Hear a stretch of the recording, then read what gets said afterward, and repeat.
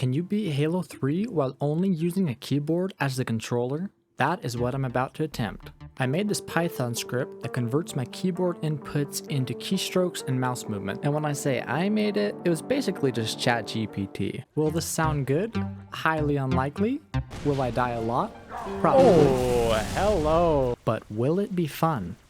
I doubt it. And it was time to start our first mission. So most of the mouse movements are in my right hand. So this is to look left, right, up, down. That's to shoot. And left hand, this is walk. This is go right, go left, jump. And I set it so it's pretty much all in the key of C minor. So at least it won't be super dissonant. So we're going to see how this goes here. It's just kind of hard to aim with this thing. Okay. That's not ideal. I'm gonna retreat. Let's get out of there. Getting headshots on these guys is gonna be very not easy. Let's change this. Ooh, he saved my life. Thank you, Arbiter. And I was already really struggling at this point, and the Arbiter was pretty much carrying me the entire way. So I added in another sensitivity option higher up on the keyboard for more precise aiming. Let's get in there. We can take him. Uh-oh. Forgot how to look down. Oh no. Oh, the dodges. The jukes. Oh. Okay.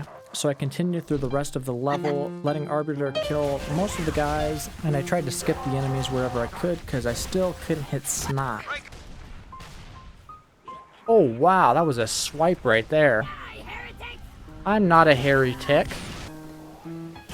Oh no. Fancy meeting you here. It's very nice to meet you, and I would like to be on my way. Level is donezo.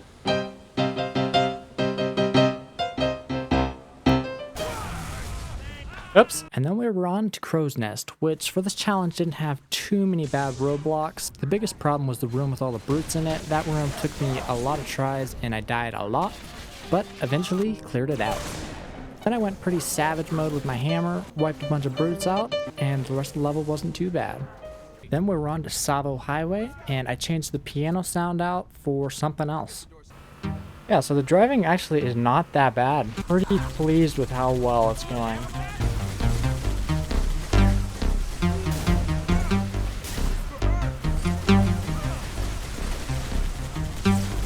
Wrong turn at Albuquerque, and we're dead. All of the driving levels in this challenge were actually pretty nice because I didn't have to focus quite as much on aiming, and I could actually kind of keep a rhythm. So I was able to pretty easily just drive to the end, and then I hijacked a Wraith, ran through the last little bit, and blasted some brutes.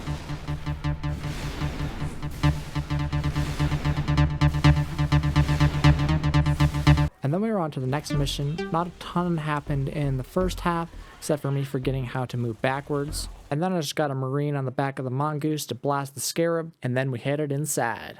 I would say that this was the first level to where I felt somewhat competent with my weapon. It still wasn't great, but was able to move decently competently and able to hit my opponents much better than on the first couple levels. Okay, great start. We already almost have these guys down. Like, I don't think they stand much of a chance against us, which is kind of unfortunate. Like, I can just walk circles around these guys, no problem. Like, they think they can beat me, but really, it's all just an illusion. Getting there. There we go. Mission accomplished. Alright, so I changed the sounds, so we should have some pretty sweet sounds now. I'm not sure if I'm going to keep this for the whole level. I might get very sick of it. Okay, let's retreat a little bit. Let the Arbiter, oh my word, I blew myself up. Okay, as much as all these voices are awful, I think I'm going to change them. And then you get to this outside area where you have to go from one side of a canyon to another, and you could just walk like a normal person, but I figured it'd be cool to learn a trick I saw in speedrunning where you jump, you drop a deployable cover, and you get stuck inside, and then you walk forward slightly, and it launches you out at colossal speeds. So I spent a little bit learning that with my mouse and keyboard, and then once I felt like I could get it somewhat consistently with that, I switched to my keyboard. I feel like it's gonna be alright. Deployable cover I have way down there, so I have a long stretch. So it's gonna be jump, there, Okay, we got a little launch. We will take that. Jump. Deploy. Oh, we got a launch. We got a launch. Oh, not quite. Oh, whoa. That was a... Oh, it's a colossal launch right there. A mega pint. Oh, that's a big launch. That is... Wait, we're alive. No! I definitely could have beat the level normally by now, but this is a lot cooler. Oh, come on. Come on. Come on. Hold on. Okay. Okay. Now, time to hurry. I would love to gravity hammer boost, but... Come on. Come on. Is that it? Is that it? Let's go. First try, baby. And then we were on to the arc. I slowly sniped my way through the first couple areas of enemies and then headed up. Bye-bye, losers. Did we just actually do that? Wow, unbelievable.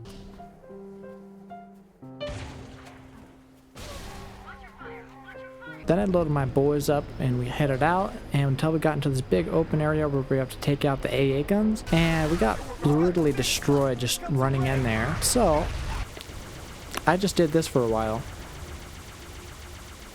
Fun. And then once I cleared everybody out except for one AA gun, I did this. No, I goofed. Come on. Oh my word. Oh my word, you've got to be kidding me right now. So I had to do it all over again. But then I finally got the Scorpion, which was pretty easy to control with the keyboard, so we made pretty short work of that. Then for some reason I thought I would make sure I could still do a deployable cover launch, and yeah, I could. Clearing out the Scarab in this section was pretty simple, and I wasn't about to leave my personal cannon behind, so I brought it with me even though these doors are quite tight. But somebody thought it would be a good idea to take all the fun out of the game after you already go through all these obstacles. So I threw the game in the trash and became a monk living in solitude for the rest of my days. And that was the end of the challenge, proving that it is not possible to beat Halo 3 with a keyboard. I actually just got over it and continued on with the mission normally, but that's not as good of a story. Let me just head down here, say goodbye to these losers. Nobody likes them. Say goodbye to those losers as well. Here he comes. Here comes the big boy. Oh, we missed. That's not ideal. We're gonna flame him. Ready? Got him. Got him. Your master's hammer is mine. Boom. Get out of here. And another mission was complete. And then I was on to the third last level, the Covenant. I cleared out the first section, grabbed a hog, and then skipped most of the guys in that first open area. And there was an invisible barrier just for vehicles at this door for some reason, so I meleeed it in. For whatever reason, when I got in after that, I would float to the ceiling. And I can float as well, if I constantly get in and out. I had a little bit of trouble in the lower room, but once I went up in the elevator, that upper room wasn't too bad to clear out, and I was on to the flying section of the level, which didn't end up being too bad because I basically just skipped everything. I only had one tower left to clear, so I headed in and destroyed like a billion buggers with a couple of hammer swipes. Then I cleared out the upper room and headed back down, and then we were on to the dual Scarab fight, and after a couple of failed attempts, this happened.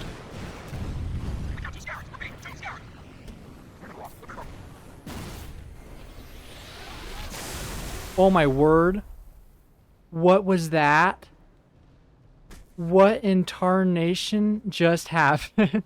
I really have no clue what happened here. I went back and watched it in theater. It was just the instant the laser touched the Scarab, I just got flung into the stratosphere. So I went back and watched it again in super slow-mo, and for a couple of frames, the Scarab was completely gone, and I also saw that it flung a whole bunch of brutes in the same general direction that I was headed. And then a few frames later, the Scarab is inside of the ground. You can see it partly sticking up. Never seen this before. Then I did a pretty cool tank dance, which caused the Scarab to explode. There we go. And this interior section was actually pretty easy, especially once I got to one end. I was just able to run basically past all the enemies. And then we were on to Cortana, the penultimate level of this challenge. But thankfully by this point I was pretty familiar with all the controls. I couldn't do anything super fancy or super fast, but we slowly trudged our way through. Oh no, come on. Ah, come on, dude. I did get stuck in this room for a little while, so I eventually just had to take my time and slowly clear out the enemies before I blew up the reactors. So I finally did get all the reactors cleared, and then I did this. Get me out of there. Okay. I think we're kind of in the clear. Oh my word. I was trying to swap weapons. It's the same note, just 2 octaves higher. Thankfully I got a checkpoint not too long before, so it wasn't that large of a setback, so I pushed through the rest of the level, skipping most of the enemies, and finished off the level. And just like that, we were on to the final level of the challenge. I started by doing a rocket boost to skip the long travel around. Then we were on to the final firefight of the challenge. I smashed them, I rocketed them. They got blasted into Kingdom Come until we had defeated them. Then I banished 343 Guilty Spark and charged my way to the Warthogs. And then it was time. The dawn is close. You can make it, as long as the ground doesn't fall out from under you.